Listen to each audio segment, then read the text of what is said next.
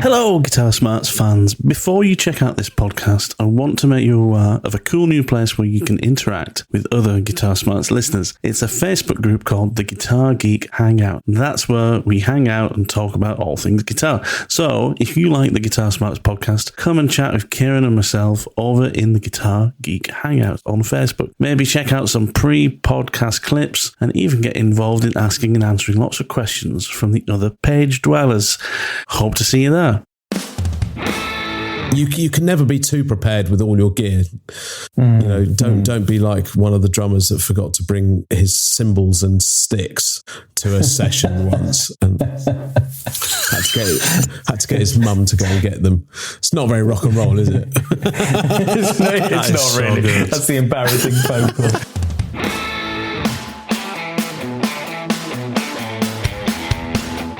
Greetings, welcome to another episode of the Guitar Smarts podcast. Thank you very much for joining us. This week, we are super pleased to welcome back an old friend, Mr. Damo Lodrick. Now, if you have been a regular listener of the podcast since we started, you'll know Damien's been on a couple of our shows. He came on to discuss his life as a working musician, and then he joined us again for another episode to talk about running jam nights. Now, as Damien has had quite a long and illustrious career in the music industry, he's on this time to talk to us about being a studio engineer and to give us some tips for guitarists to follow so that they can have a successful time in the studio.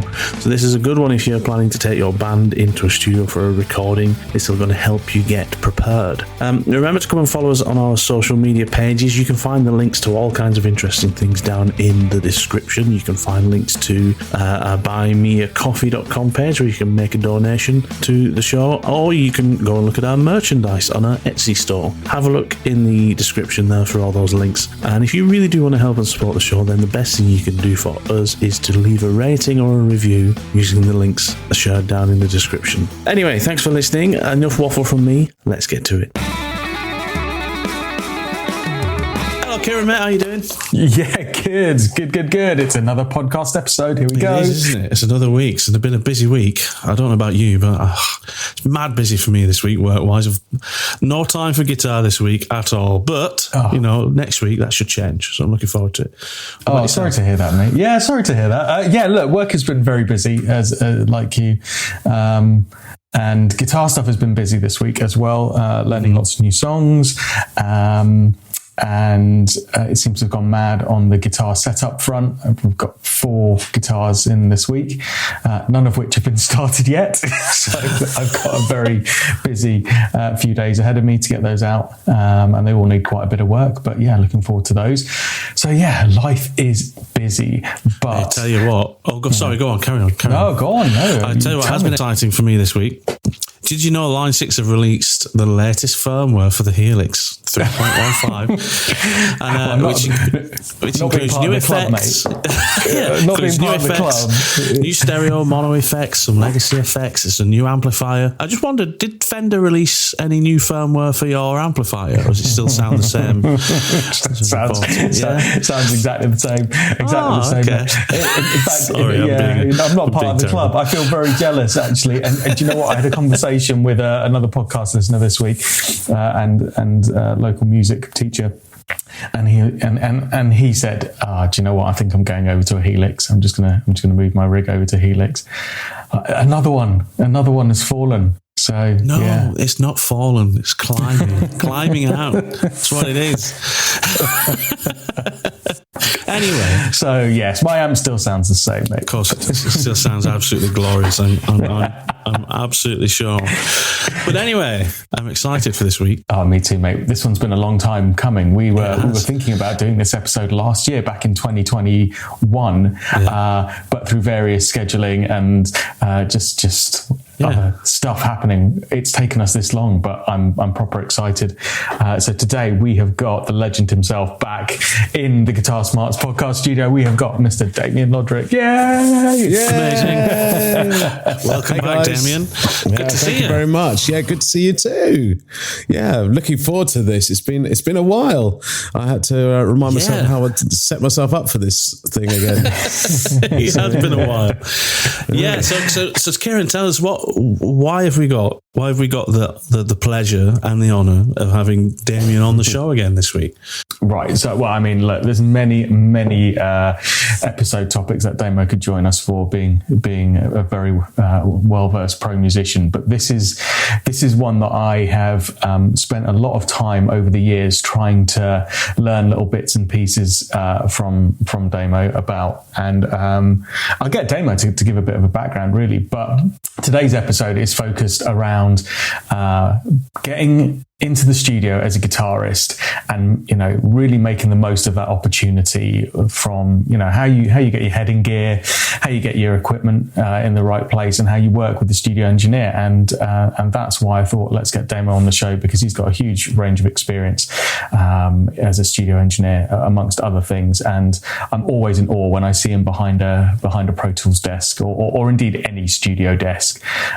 Just the level of technical competence, and it's all a mystery to me, all of the knobs and sliders. I can just about work a kind of eight track mixing desk, but when you see the types of things that Damo can do, and now with Pro Tools and everything, my mind is just blown. So I thought, right, who better as a brilliant guitarist and studio engineer as well, to come to the show and tell us what he looks for and what he tries to do when he's in the studio with guitarists. So Damo, over to you, mate. Tell us a little bit about the things that you have done in your career to date in terms of studio engineering and producing. Well, gosh, it has changed such a lot since I started doing recordings in various different sort of locations. But I've been a Pro Tools man since I can remember now, and it's changed quite a lot over the years. I suppose I started off just by doing various projects, either for myself or for my bands that I was producing or playing in. And then that sort of led to getting other people into the studio, working with solo artists, working with other bands, either whether it's just purely recording, doing live recordings. But I suppose my life began with all of this, as you say, all the sort of the knobs and faders, doing live sound for bands, for the bands that I was in. And I just absolutely loved it. Now, I'm just going to just interrupt myself here, because I'm sitting in a completely different room from I normally do this. And I have the pleasure of the company of my dog. Hey. Jed is in the house. Jed is in the house. And that's absolutely, he's welcome as well. Yeah, well, the thing is, he likes to tap on the back door to let himself out, not to let himself out, to be let out, and to let back in. And he's just knocking now to come back in. Hang on 1 second. No problem. Sorry. It's okay. That's a pretty talented. That's a pretty talented dog. There we go. He knocks. The dog training is going well. He knocks. He knocks. Seriously. Yeah, well done. That is fantastic. So he's now sitting with me now. So so live sound and doing sound for various different bands, starting with my own band, and I just fell in love with the whole concept of doing sound and getting the best sound, whether it be on stage or out front, with some very crude gear to start off with. I had a very old Allen and Heath desk, which was a 16 channel, a 16 to 4 to 2. And I absolutely loved that. And my friend gave me that desk, and that got me going. Doing all the live sound for the bands that I was in, with various crude setups. And then I happened across to getting a Martin Audio PA system. Wow. And then a different desk, rack mount gear. It's phenomenal. I mean, it's so different from what I use today, which is all done with an iPad, and wireless routing, and no rack gear anywhere. It's all done virtually with, up to 32 channels. God, if I had to take out a 32 channel desk back then, with all the amount of compressors and everything that I've got, 32 compressors and 32 EQ systems, real-time analyzers, spectral analyzers, everything. I'd need boxes and racks and roadies and, even before the dawn of affordable in-ear monitoring. Live sound really captured it for me. I adored doing live sound out front. I used to do a sound for a ska band who had some of the band members of Bad Manners in it. Oh, wow.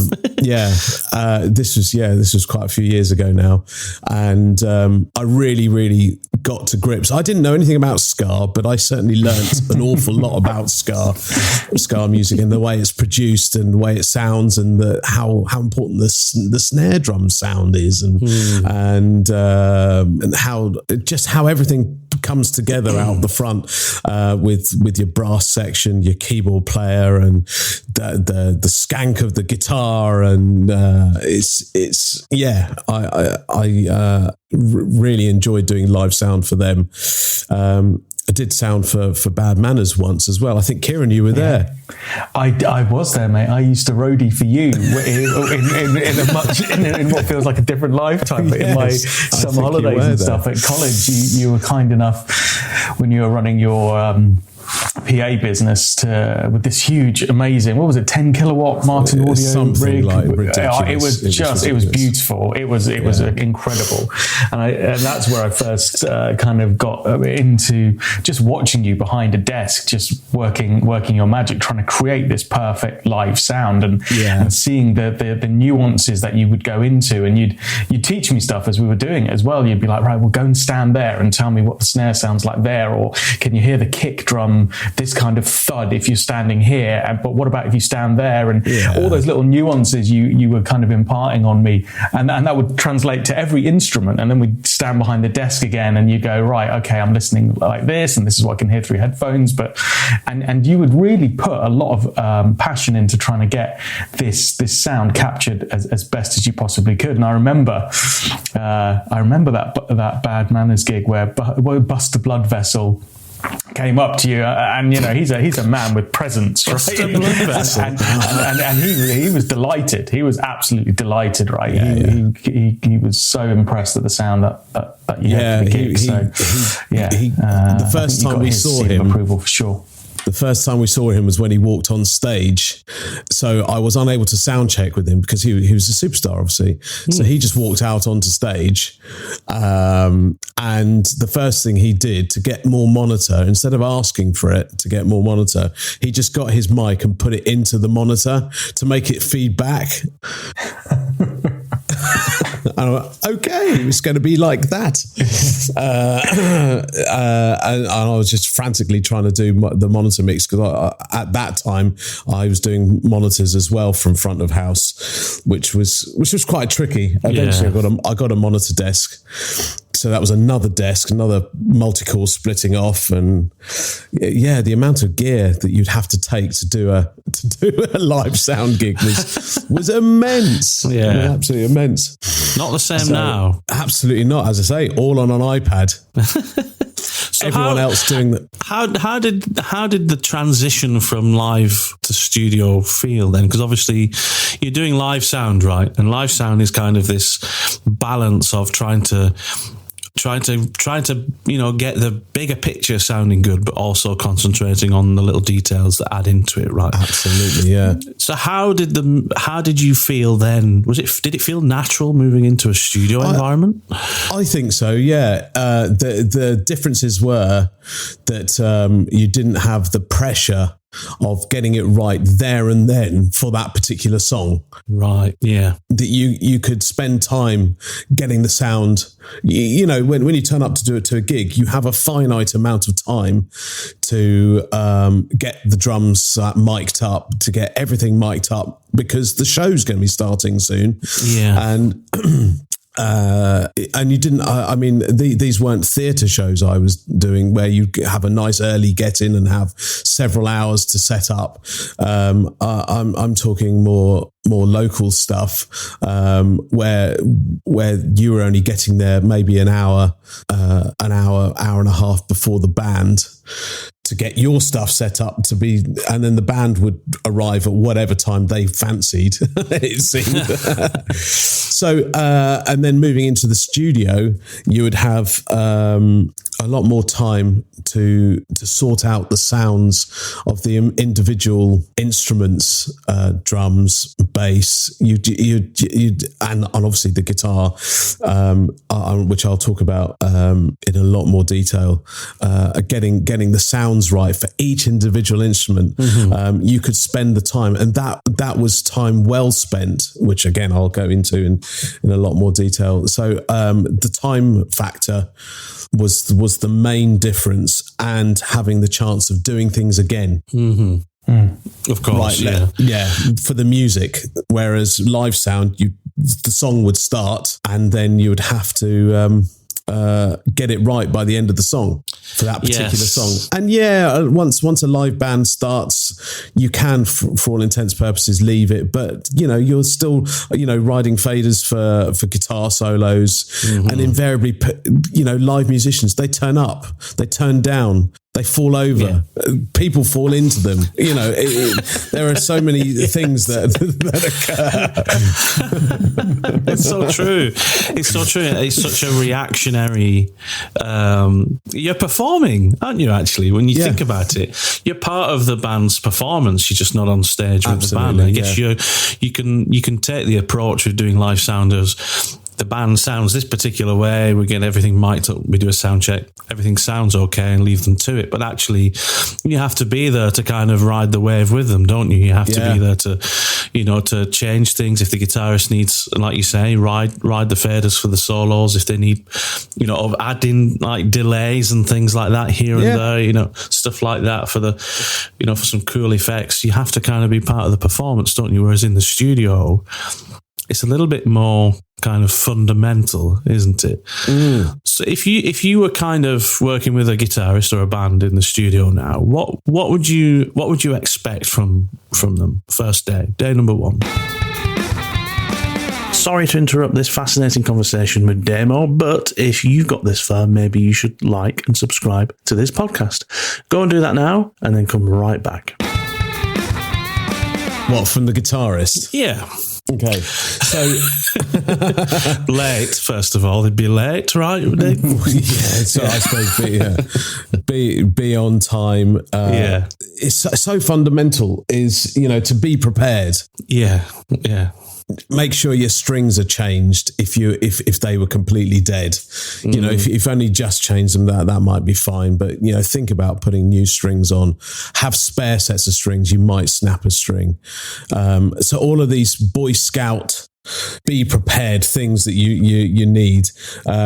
Make sure if you're putting new strings on, that they're bedded in, you've stretched them, that they're perfectly in tune, and just keep tuning. You've got a tuner on your board, tuner on your headstock, just tune all the time.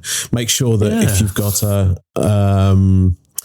an active guitar, that you've got spare batteries. That if you're using batteries in your pedals, you've got spare batteries for those. The chances of that, I don't think most people plug in now, don't they? Do you know what you made a good point there as well. I was watching a video recently of a session guitarist in the US I really like, called Tom Bukovac. I don't know if you've heard of him. He's a country kind of guy, really, really great guitarist, very kind of Americana, nothing flash, just such a great touch and feel. He's a really interesting guy.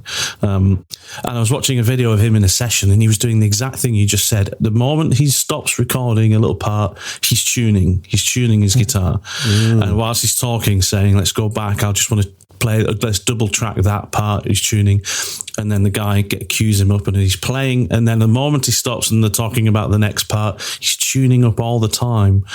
It's so important, isn't it, to kind of make sure your instrument is.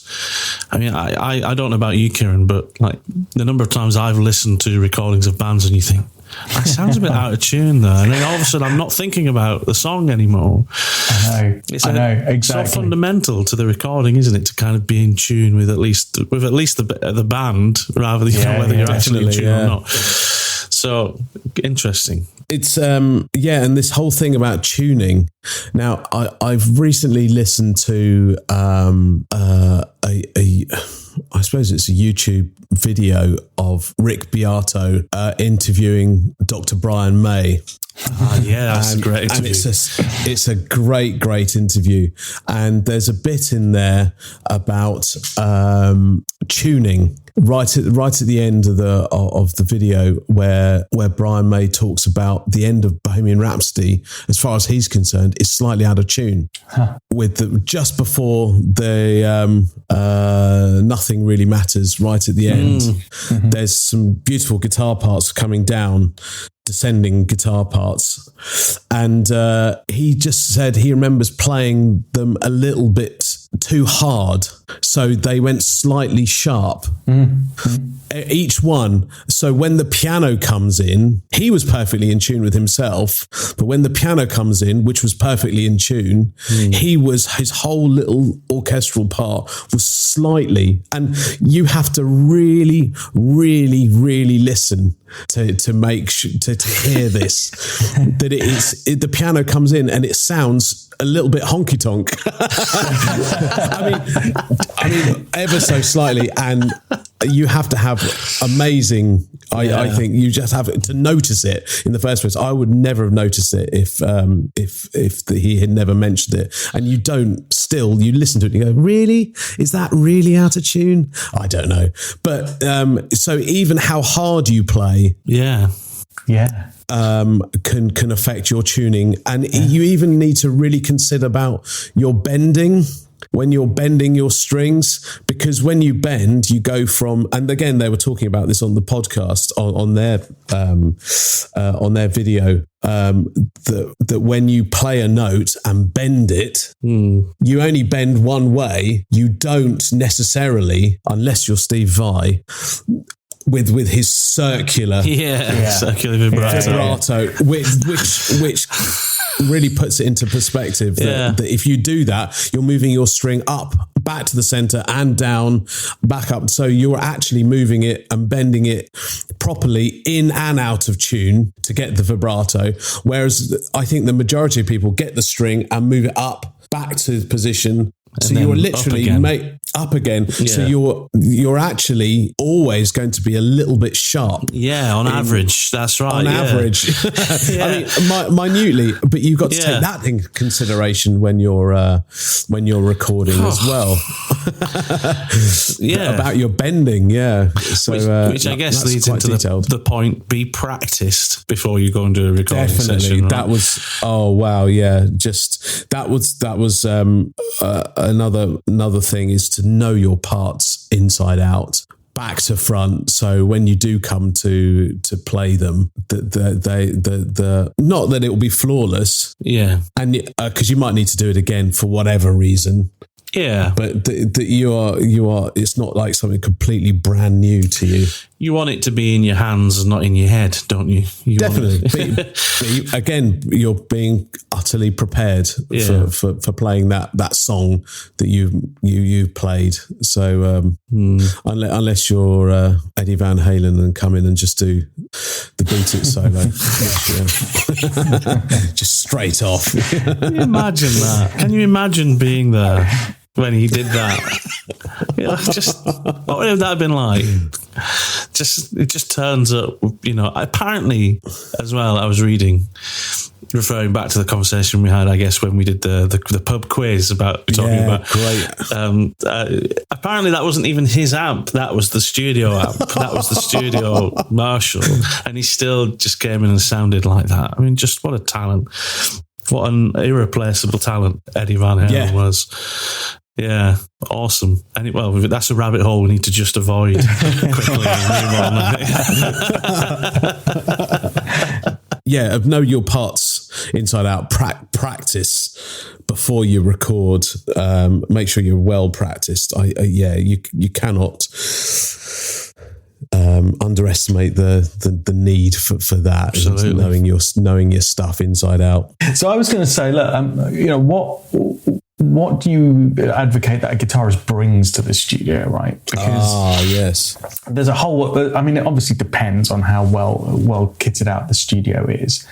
But I've been in studio situations where I've turned up with everything, like that I own, in the hope that I'm covered for all bases, and then ended up using nothing that I brought with me because the studio's got it all, or the engineer's kind of like, well, if you're after that kind of sound, we can just go straight into the desk and I can make that happen for you, or just bring that pedal if that's the pedal you want to use, and so I've had to be quite fluid in my kind of thought process of what gear I'm going to use. But how do you approach it with a guitarist trying to capture their sound? What would you say? Right, definitely bring this, and don't worry so much about bringing these things because we've got that covered in the studio. I think as you said, you should take everything you think you need, everything. So you get your guitar, pedals, cables.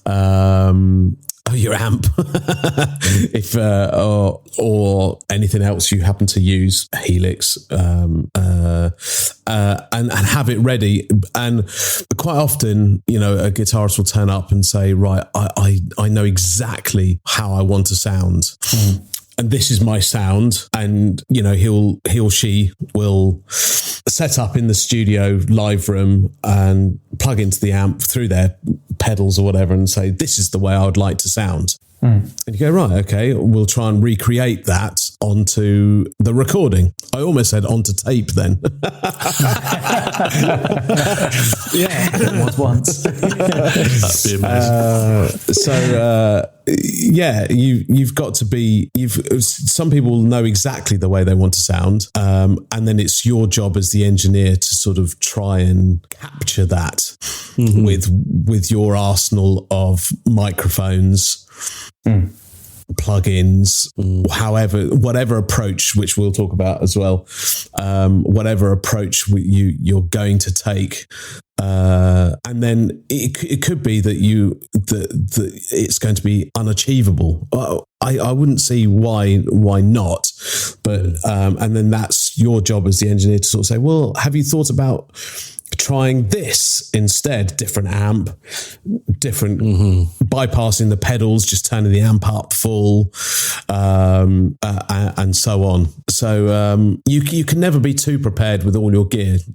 Don't be like one of the drummers that forgot to bring his cymbals and sticks to a session once and had to get his mum to go and get them.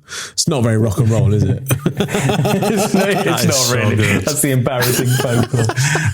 But I like what you said there about the skills that you've got as a studio engineer, or any studio engineer has got, to also kind of go, okay, well, look, I know what sound you're trying to get, and we're not quite getting it with your live rig or whatever.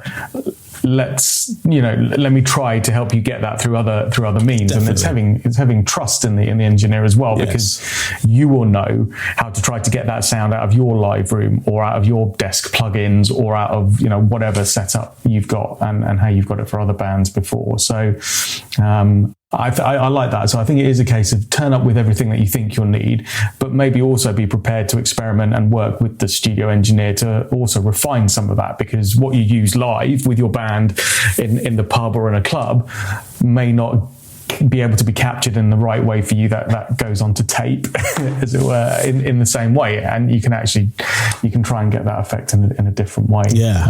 Yes, most definitely. So I don't know it's difficult to know where to start with all of that, really. There's so many different approaches to recording the guitar. I suppose this is a good point to get down to some fundamentals. Definitely. And I was going to ask about that, actually, about the approach of trying to get as close as you can to what you want at the source of the recording, rather than having to rely on EQ and effects and things like that. You know, if you can record, you know, as close to how you want it to be, then surely that leaves you with the least amount of work to do, right? Absolutely, yeah. One of the thing of maybe a lazy engineer is, we'll fix that in the mix. Yeah, we'll fix that in the mix. Don't worry about that. We'll just I'll fix it. And you can with Pro Tools and Logic and any of these digital audio workstations, you can edit to your heart's content and do it, but capturing a live performance, a live take is there's something about it. There's something very organic about that and very musical. That it depends on the music that you're reproducing, but we're talking about guitar-based music, I suppose. And again, quoting Dr. Brian May, that they used to record their backing tracks of either piano, bass drums, or guitar, bass and drums live with no drop-ins, with just purely from start to finish. The song would be one backing track, one take, and yes, they would have to maybe do it multiple times. And that's probably where the backing track is so solid that then Brian and the guys could go away and then record their different sort of wonderful parts, vocal parts, guitar orchestrations over the top, and spend time dropping in doing those little sections. But the fundamental backing track was recorded live, and if you can get a take of your part live, it is going to be much better. For sure, completely than having to drop in. Not that you'll be able to tell the drop in, but there may be some musical differences that you that show up. Yeah, and I think you're capturing a performance as well, right? You've got to keep that absolutely especially if it, like we're talking here, aren't we, about guitar-based music, and often that is band-based, you know, where you're people in a room. And I've always said, you know, my favourite music is anything that sounds like people in a room. It's not just the sound of the instruments or the songwriting. You can sense the interaction between the people, right? You know, you hear a guitarist play something cool and the drummer will fill around it, kind of thing. You can tell, you can imagine it in your mind, you know, that winking and nodding going on kind of during the performance, kind of, you know. Yeah. I love that about well-recorded performances. And I think that's important to capture, you know, even with warts and all. Definitely, yeah. But it's easy. And one of the things you mentioned about Pro Tools, it's easy these days to kind of, if you can record one verse well, you can just copy that throughout the song. And I think that kind of flies in the face of what a good performance is, you know. Yeah. And you mentioned, I'm a big Guitar Smarts fan, you see. I listened to, I think, Matt, you were talking about the knocking on the door on that Eddie Van Halen solo. Oh, yeah. Which is him testing his pickups. That's it, yeah. See, I didn't know that. That is phenomenal. Yeah. It's just absolutely phenomenal. But if I was the studio engineer with Pro Tools, my God, it's so easy. It would have been so easy. You just go, and you just get rid of that. Yeah, that's it. Yeah, you just drag it away. Yeah. Just drag it away. Because you think, well, we don't need that pickup noise in there. But because it was recorded onto tape, there's something about that. That's become part of the song. That Definitely. But you could have edited that out really easily, but maybe not so easy with tape. It's almost the best part of the guitar solo. Yeah, it really is. It builds that anticipation. You know it's coming. You know what it's coming. You know he's about, because he starts with like the whammy right down as well, doesn't he? So he's kind of putting the tension back into the strings as he's starting his solo. It kind of feels like the door opening as well. So it's just such a brilliant performance. Even if it's not a perfect recording, it's such a great performance. Yeah, absolutely. We might have to do a whole podcast episode on that guitar solo.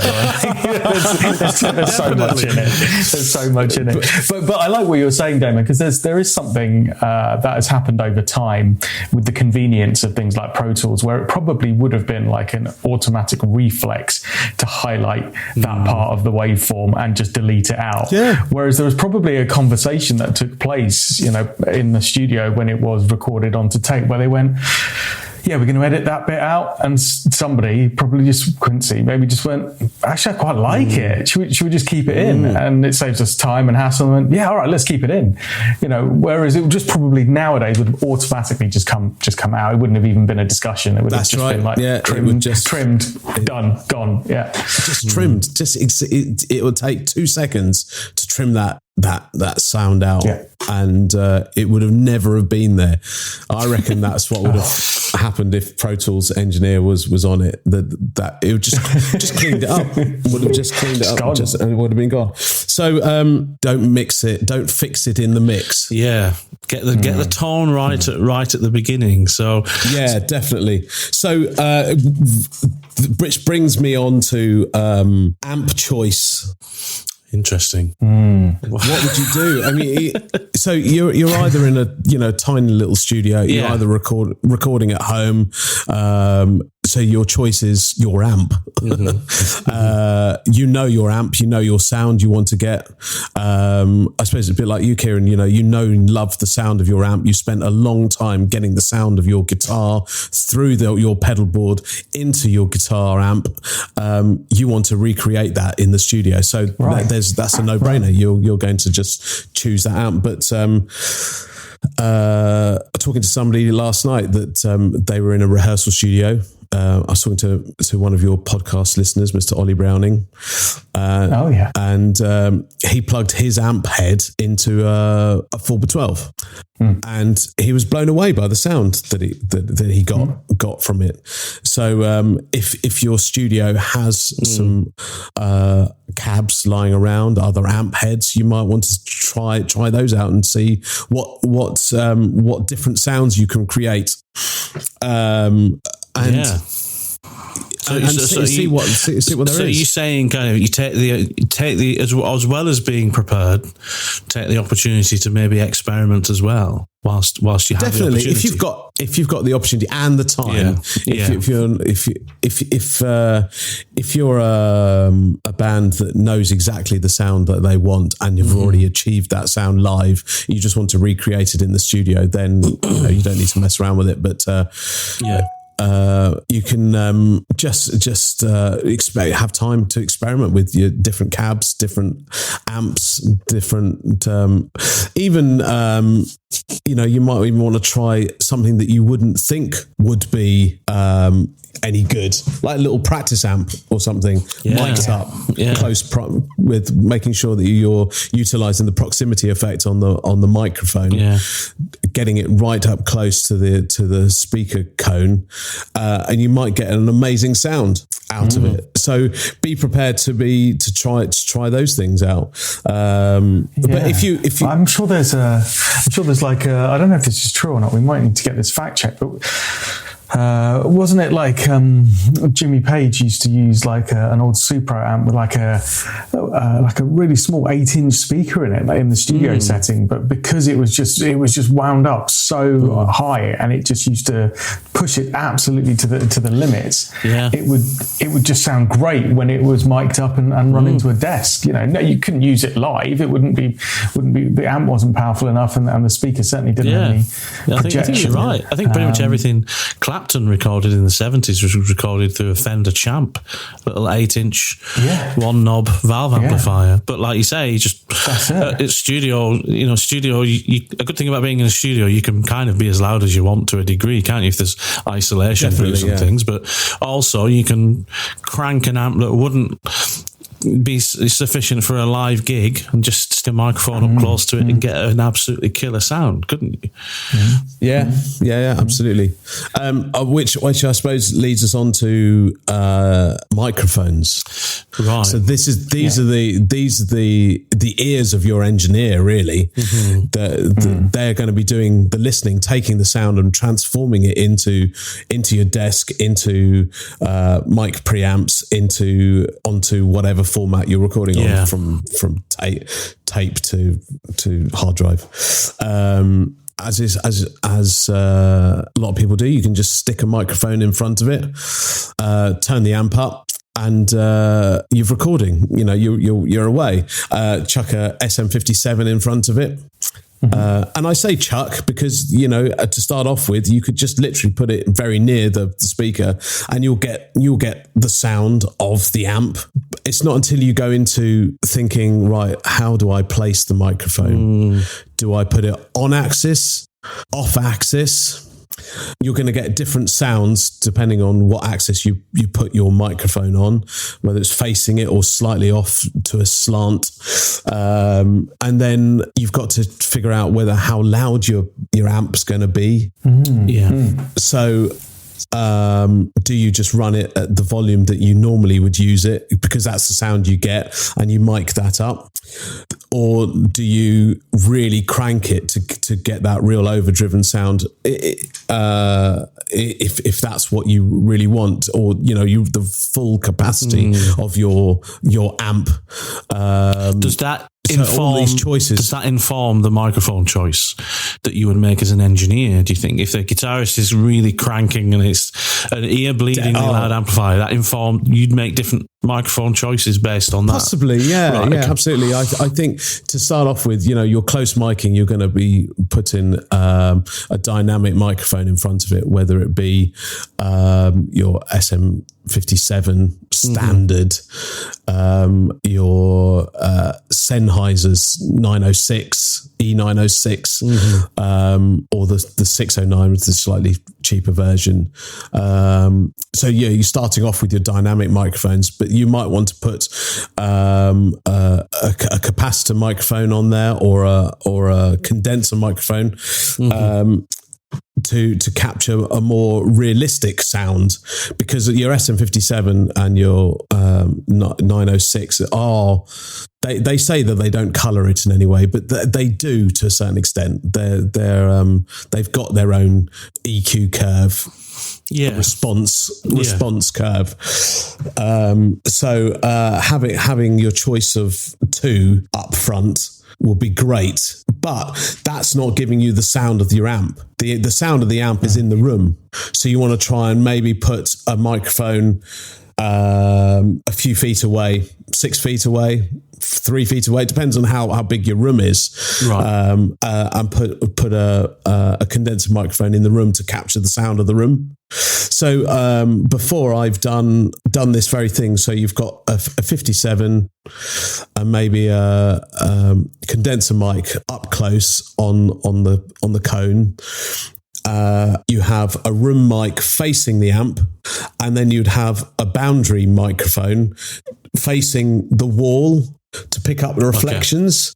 And if you pan those room mics left and right, you'd get some sort of massive room sound.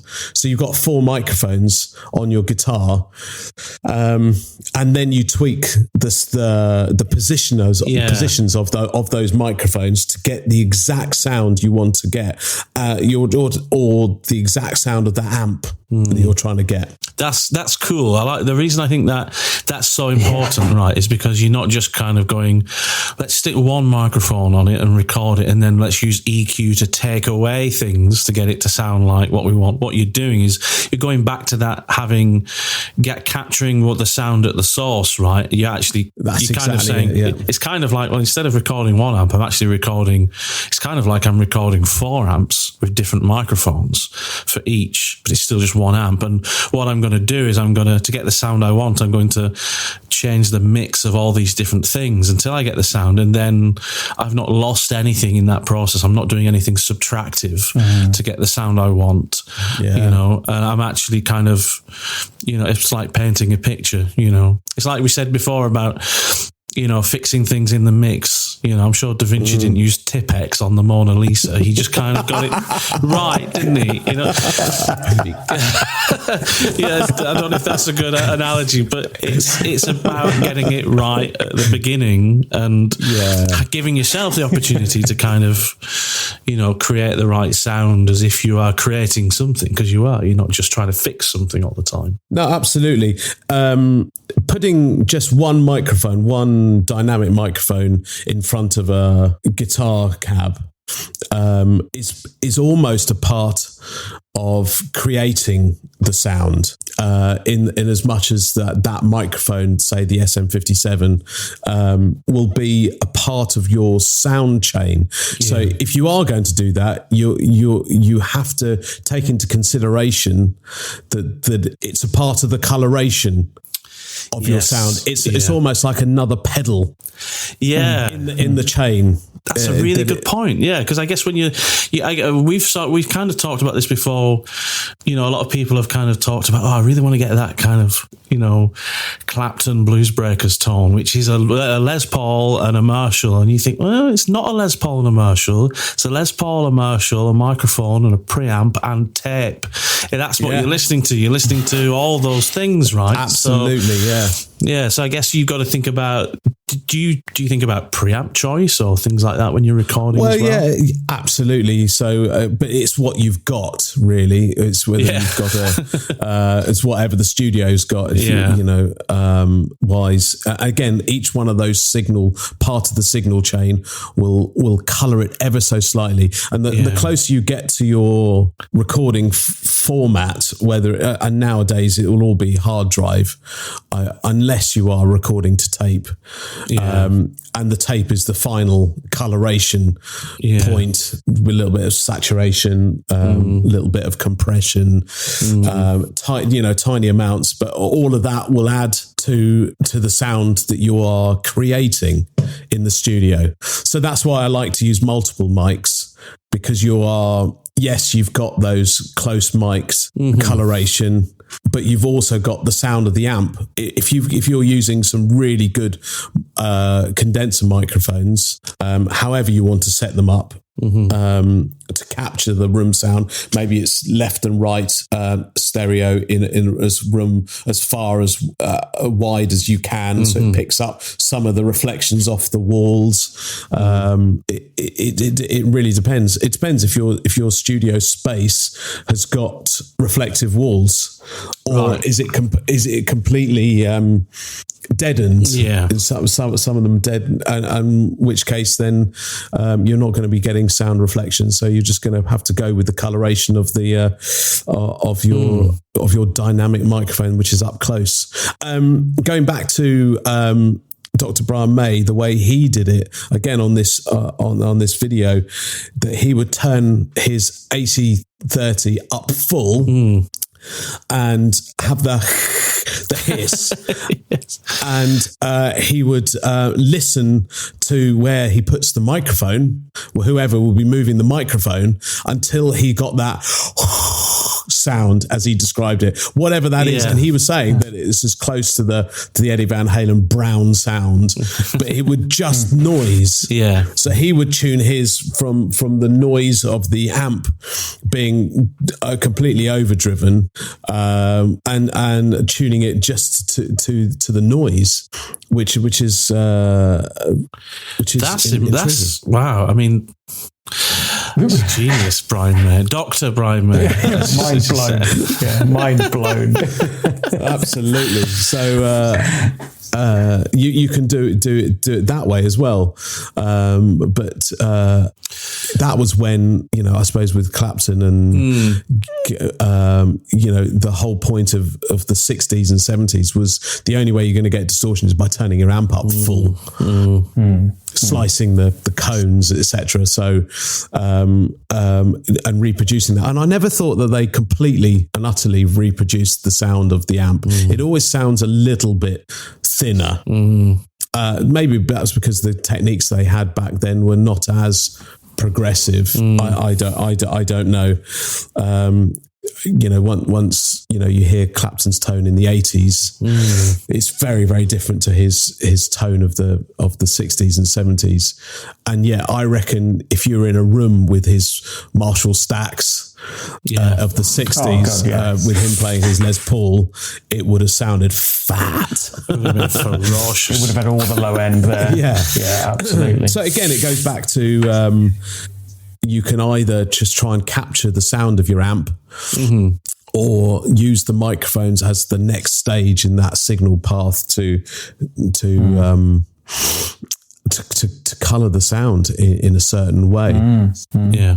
And you experiment. That's the time when you experiment. Do you use this condenser mic, or do you use this dynamic mic? Which combination of the two or three, maybe close mic'd, off axis, on axis, putting one in the back of a cab if it's open backed. Interesting. So you kind of get the out of phase kind of signal as well from behind the amp, which I guess is important because that fills a room, doesn't it? Sometimes I always find, I don't know about you, Kieran, I guess you used to have a Marshall 4x12, didn't you, when you were kind of gigging live, which is a closed back, right? One of the mini ones. And then you went to your Fender amp, which you've got now, which is open back. For me, I've always loved open back because of that. You get, it's just the openness. It really, you do fit. It sounds silly to describe it that way because that's exactly what it is. It's open at the back, but it's kind of it increases the dynamics of what you're hearing, really, because you're hearing the direct sound of the speaker. You're getting different reflections. You're getting different reflections from the back of the room. Exactly, and it's. Robin Ford has always spoken about loving the sound of an open back speaker cab because of that, fuller sound you get and less directional sound. Speaker cab choice, I guess, is huge. So, Damo, we've spoken a lot here now about kind of the mechanics of everything. Yeah. And one of the things that we haven't really spoken about is trust. The trust, you have to develop some kind of trust between the musician and the engineer, right? The person who's doing the recording for you. Has that ever been a problem for you in the past? Or how do you develop kind of a synchronicity between the musicians you're recording, and how you want to work? It's quite an interesting question. It comes down to this thing really of you just try and be a nice guy. You just try and use your ears for the people, as in the same way as you're going to use your ears for recording. Listen to what the clients want. Don't just barge straight in. Right, this is how we're going to record this session. It's not going to put them at ease. You're going to want to listen and spend time with the band, the musicians, to really hear what they want from their recording session. And whether that aligns up with what you're wanting to achieve. Right. And in the end, they're the client, and you're going to try and do the best for them. Of course. What you can do, really. So listen, and just spend time with them, take into account everything that they want. I suppose, even if it sounds like, because I'm trying to put myself in your position. If it have you ever been in a position where you're playing something back for, let's say it's Kieran. Let's say Kieran's band have been in, for a recording session, and they're all sat there grooving away, going, "Oh, this sounds fantastic," and you're sat there going, "No, it doesn't." How do you deal with that? Do you have to put your own kind of assumptions to one side and think, well, this is the customer, it's their intent. What, if they're happy, then I'm happy? Or at what point do you kind of step in and go, guys, this needs to be different, Yeah, I think it's all these initial discussions that you have with them before anything is set up. Okay. That you would discuss as much as the stuff that we've talked about, mic placement, and see how interested they actually are. Right. A lot of the time, they'll be very happy to hand over the nitty-gritty part to the engineer. And if the engineer or myself would have the ideas, I would sort of put it across their bows and sort of say, have you thought about maybe we'll record the guitar like this rather than just putting one mic up against the cab? How about we try and capture the room? It will give you this kind of sound, and invariably that they'll be really open to suggestions. Yeah, I've seen you do this firsthand, mate, and I think it does come under the umbrella that you've said, Matt, which is trust. But how you create that level of trust, I've seen you coaching bands in the studio, because I used to just come down and sit in the studio for fun on a nice little sofa and eat pizza while you recorded bands, just because it was something good to do and a nice place to hang out. And I've seen the way that you build trust, and you've got to wear these different hats. Definitely. And I've seen you do it, right? You've got to be everything from a coach to get them psychologically in the right place, to get, a good take out of them. You've got to be a disciplinarian at times to keep things on track, because time is money in the studio, right? And, if they leave at the end of their 3 or 4 days or week session or however long it is, and the product isn't there, then, everyone's going to be disappointed. So you've got to keep the time management going on. You've also got to be able to show them where they need to rely on your technical expertise, right? Because they're in your house, right?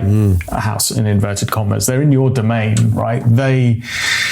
They have to have some kind of ability to go, actually, this guy knows his stuff, right? And he knows this mic setup is going to be best, or he knows that this is how we're going to have to position the speaker cab to try and get the live sound, or whatever it is. There's that certain element where you have to be able to quite quickly get them into the mindset of the bits where they can have that creative input and you want that collaboration, but the other bits where you're like, I need to get on and let you guys, trust me on how we're going to set this bit up, because, it's going to work. So it's really multifaceted, the kind of role that you have to play in that environment.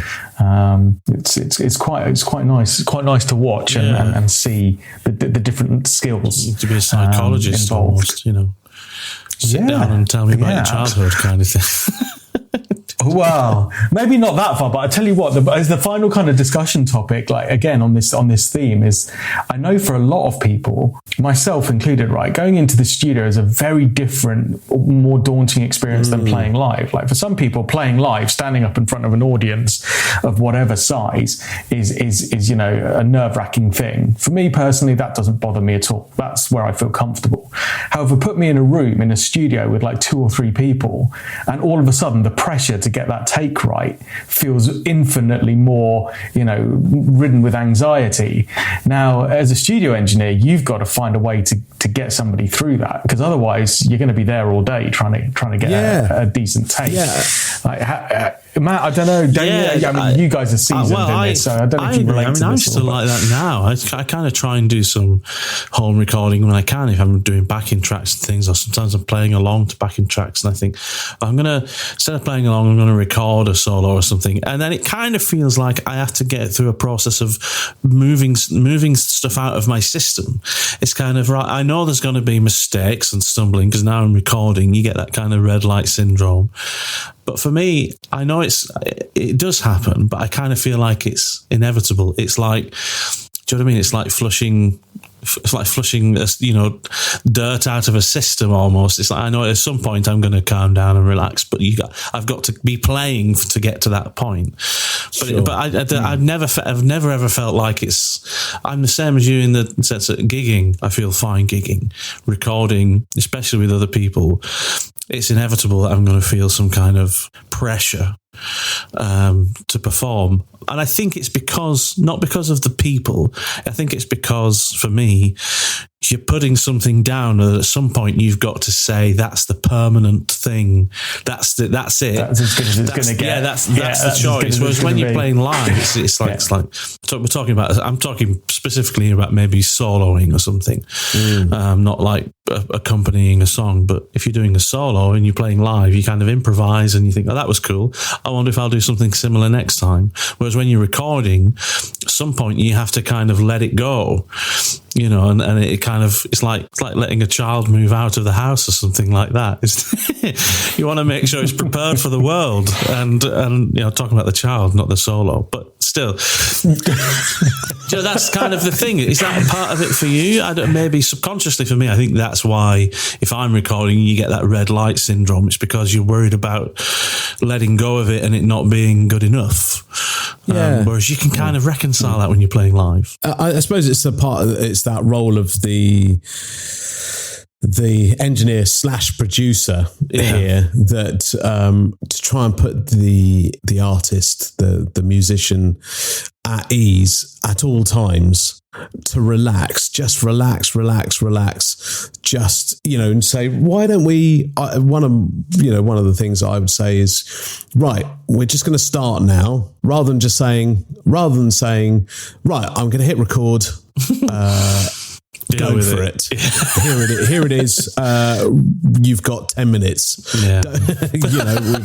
We've got to move on to the vocals. Just get your stuff done.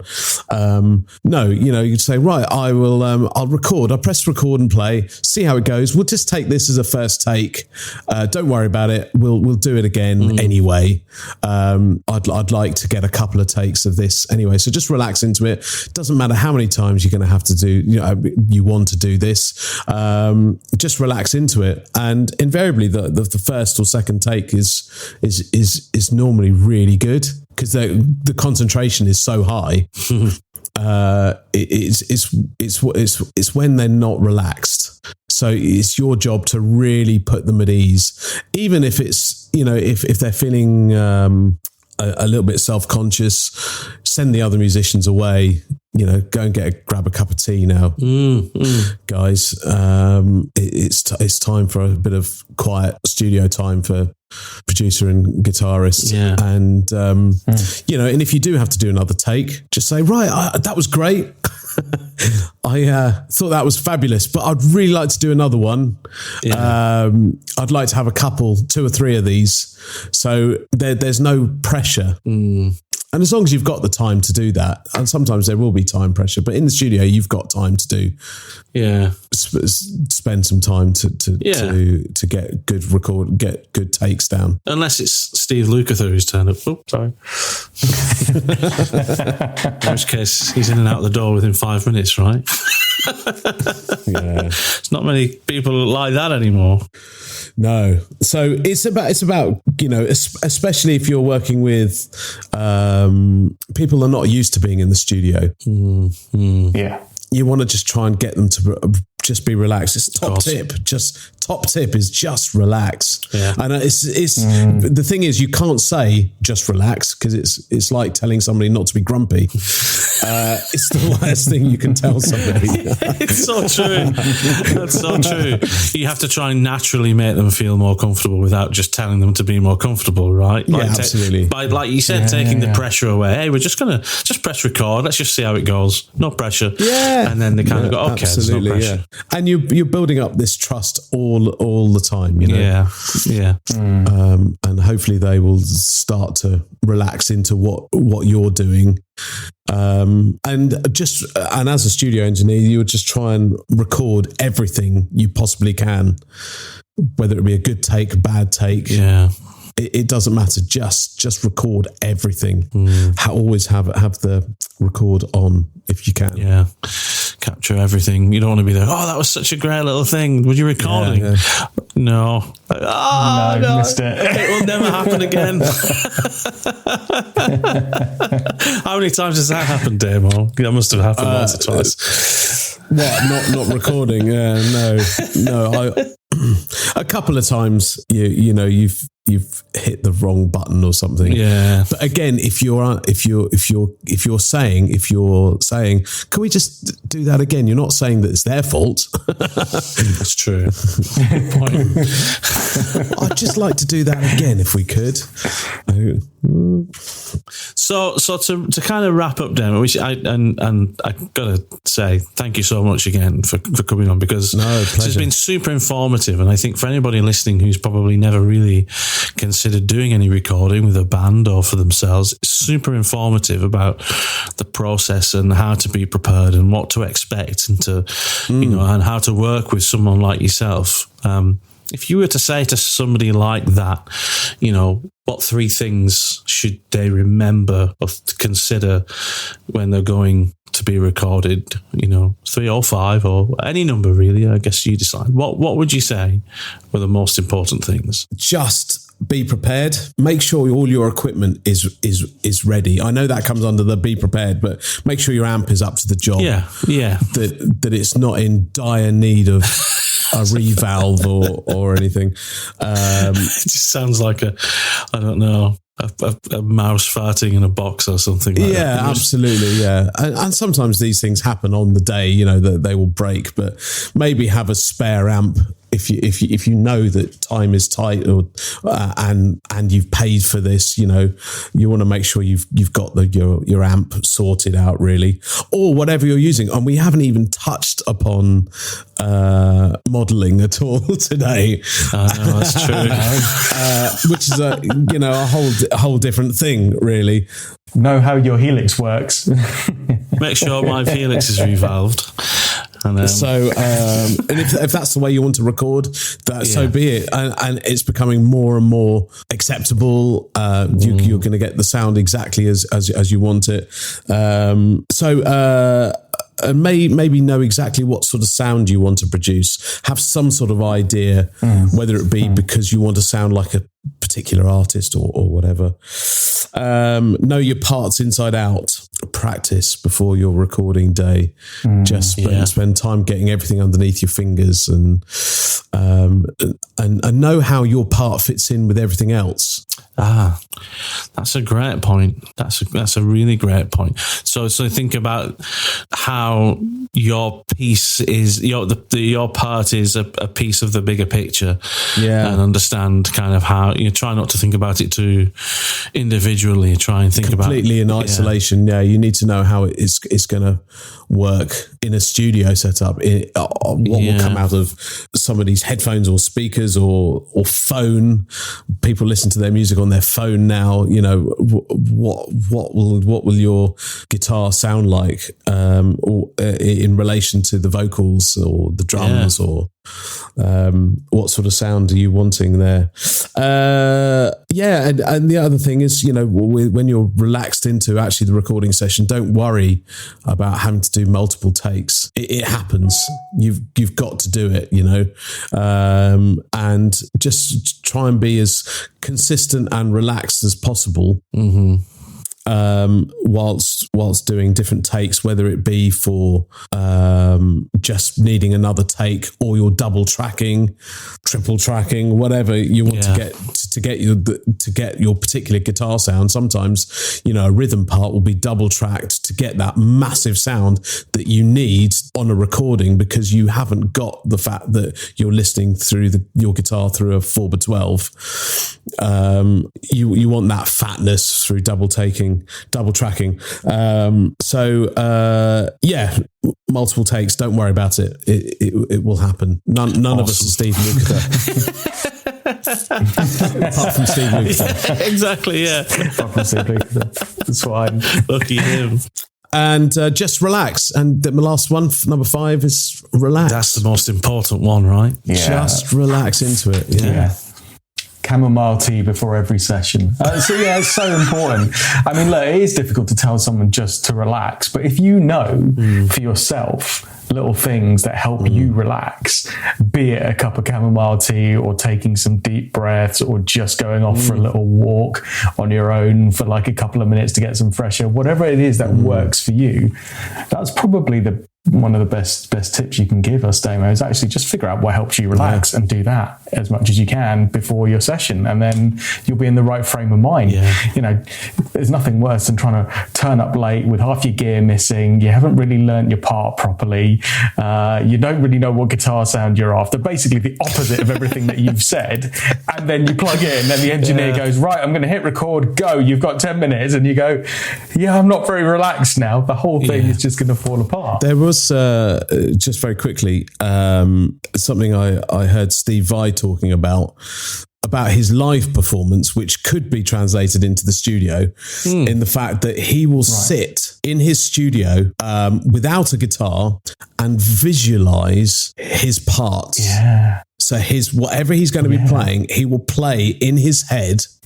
As if he is playing it. And maybe I've just watched a video of him doing this on YouTube. And he will visualize everything that he's going to play and how he's going to play it. So he is ultimately prepared. So it's not even about the technical side of things. It is about being mentally prepared and knowing your parts that well that you can visualize them. Yeah.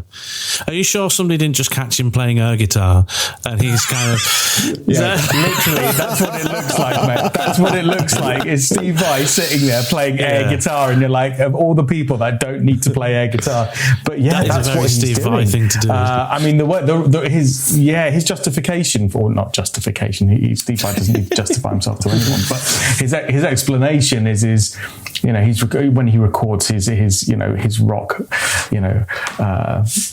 compositions, he often records them down in separate sections, right? But then he's got to take these things out onto the road and play them live from start to finish. That's right. It's kind of like, well, how am I going to do that? Because I've recorded it all in sections and it's not yet stitched together in my own mind to play this.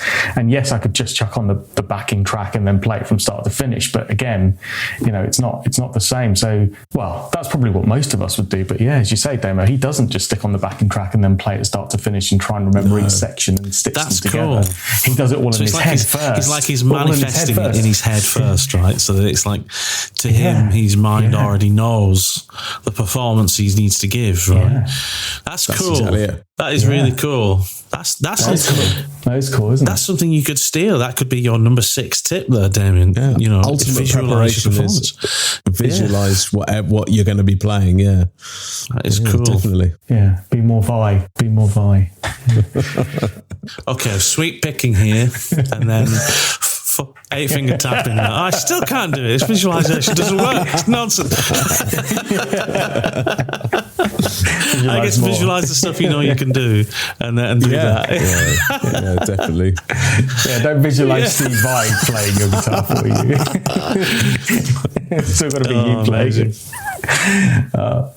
Great job. Wonderful. Guys. Thank you so much for coming on again, Damo. It's so great to see you. Absolute pleasure. I've thoroughly enjoyed myself. Thank you very much. We need to get you on again soon. And it'd be good to get you on just to have a chat, just to kind of geek out on guitar stuff for an hour. That'd be awesome. Absolutely. Yeah, definitely. I'd love that. Yes. Brilliant. And I get to talk about the fact that I'm now using Iridium. Oh, are you really? Strymon Iridium. Yes. Ooh. Completely live now. Every live situation I use Strymon Iridium. Yeah. Not just that, buddy, but you've just done a whole pedal board rebuild. Yeah, I've done a whole new pedal board. You sent me a picture the other day. Whole new pedal board from start to finish. So you now going direct out the Iridium into your PA, pretty much. Absolutely, yeah. It's the way, Kieran. It's the way. It's absolutely awesome. Yeah. Do you know what? I was inspired by both of you this week, and I set up the Variax, which I haven't played for years. Yeah. Right, I took it down and I new strings, set up, fret polish, balanced the trem. It is actually a beautiful guitar, Japanese made guitar. It's beautiful, absolutely stunning. So yeah, plugged it into my Fender Blues Deluxe. Sounded like absolute horseshit. It was definitely made for a Line 6 pod and some sort of PA or full range cab or something. It did not partner well with the pedal board. But there you go. You live and learn. These things are a process, Yeah, they are a process. Cool. Right. What are you guys up to this week then, guitar wise? Tell the listeners what you're doing this week. And Damien, remember, give the guys a plug about your band and your website and where they can go and find out more information about you. Oh, fabulous. Yeah, thank you so much. Well, I'm doing a couple of solo gigs this weekend. I'm playing acoustic guitar and singing tonight, and I'm doing another solo gig Saturday night. On Sunday, I'm going to be doing a wedding fair to promote my band. I showed Matt this earlier on, but for all the listeners, I'm showing Kieran and Matt my lovely shiny new brochure for the Damo Lodrick band. Beautiful. Which will have stuff That's inside, all the testimonials on the back, and you can check us out at on Facebook if you type in the Damo Lodrick band. Maybe put a link in the. Yeah, I will do. I'll put a link in the description. So listeners, go down into the description. You'll find a link to Damien's webpage. Yeah, and all the videos are on Facebook. So if you use Facebook, all the videos are on there at the moment. I'm having a new website built at the moment, which is on there at the moment, but which is going to take a little bit of time to get sorted. These things always take a little bit longer than you think. But yes, if you check out the band, we'll be at a wedding near you soon. Fantastic. You up to much, Kieran? Same, mate. Just no gigs this weekend, but prepping for gigs and a rehearsal in about just over a week's time. Rehearsal with a new band. So lots of so set 2 to learn this week, and 4 guitars to set up for customers, which all need a load of work. So I need to create some extra hours in the day somehow, and do my day job that actually pays the bills. So and look after 2 kids and my wife. General husbandry. Yeah, apart from all that, pretty quiet, really. Quiet times. Fantastic. Well, for me, I'm going to be downloading the latest Helix firmware tonight, checking out the new features on the Helix, I think, and maybe doing a bit of recording, writing some more backing tracks, and just having a noodle about. But that's it for me. It's going to be a good week ahead. Brilliant. Damo, thank you so much again for being on. It's been an absolute pleasure. Thank you so much for having me. It's been amazing. Cheers, guys. See you later, guys. See you later. Take care. Bye. Bye. Bye-bye. Thanks very much for listening to the podcast this week. Hope you found this conversation super interesting. It certainly was a fun one for us, and it'll be great to have Damo back on another show another time. Remember to pop down into the description of the podcast and have a look through those links. There's some interesting information in there, some good links to our social media pages, our merchandise store, and where you can give the podcast a rating. And we look forward to seeing you next week. Have a great week. Bye-bye.